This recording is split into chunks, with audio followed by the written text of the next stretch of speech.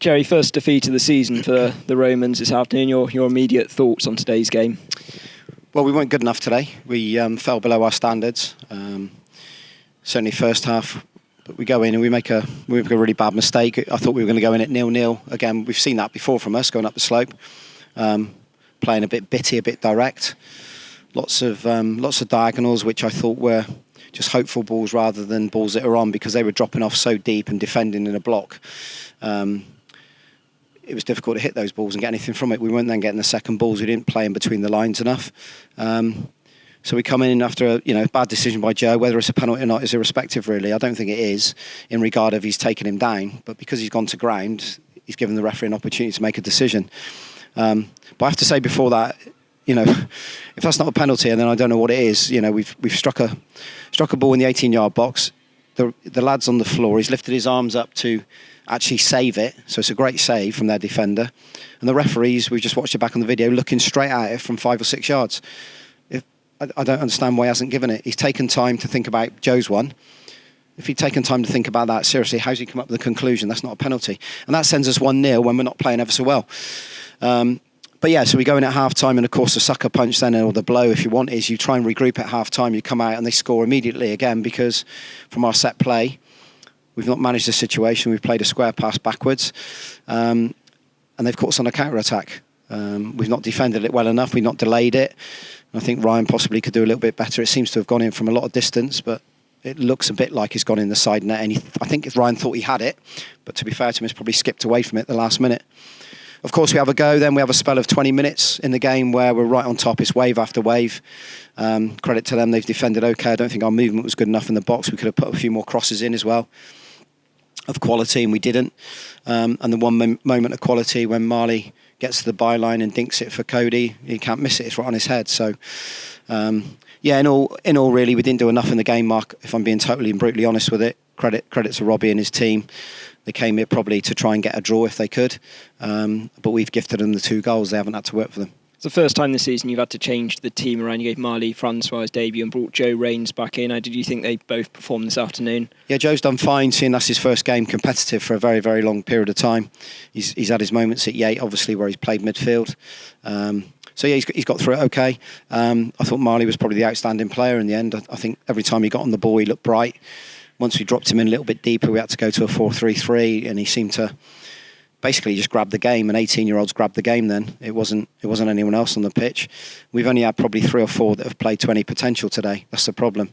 When you've got 6 or 7 that haven't actually hit the levels or the standards that we expect from them, you're going to be struggling in a game. And like I say, I just want to see a bit more bravery from us taking the ball. When you're in a game of football, I'll never question the boys' work ethic, their attitude, their determination has been there in abundance, and it always is, whether they're training or playing a game. But at the moment, we need to be a bit braver. We weren't at Tonbridge, and we weren't today.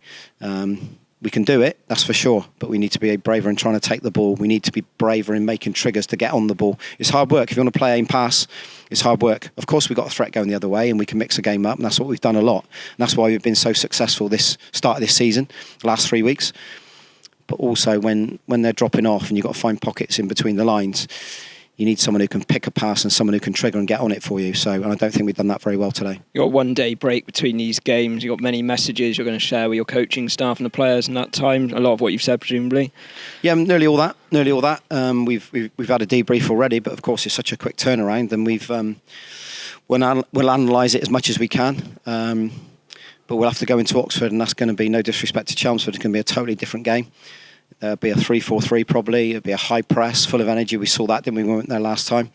And they rotate through the middle of the pitch. They've got some good players, very good players. I thought they were very, very good last season. So, yeah, we'll have to set up different. It's on a 3G. We'll have to look at the bodies, who's got bumps, who's got bruises. But they'll go away. They're a nice bunch. They'll go away and reflect on it. And they know they need to be better in certain areas. There's no hand grenade been thrown in. It's not like a huge disaster. We've lost a game of football in one we expect to win, and that's because we set our standards so high. Oxford, we're sat on 6 points. It's 2 points per game, and if you get 2 points per game, generally you'll get a promotion. So we got a little bit of credit, but we feel as if today we've let one go there. It's one that they've not had to work hard for at all. And we've had to work ever so hard to try and create some openings, and it came too late at the end. I think if there was another 10 minutes in the game, we'd have probably gone on and got an equaliser, but there wasn't. It was almost after the Lord Mayor's show. So we need to be better from the start. We need to stop making mistakes, and then get back to what Bath City is all about. You're cheered on by 1,100 fans. Brilliant. Again, another excellent attendance. They really seem to spur you on, get behind you for that final half an hour, for that push forward, didn't they? It works in a hand-in-hand, Mark. You know, the crowd, as I said, that's a wonderful attendance again here. Thanks for everyone who's turned up. And we are giving it our best, we really are. And I think they can see there's a good side in there. And they need us to energise them and motivate them at times, and likewise when it's a bit flat we need them. And at the moment the place feels pretty good. It feels pretty loud.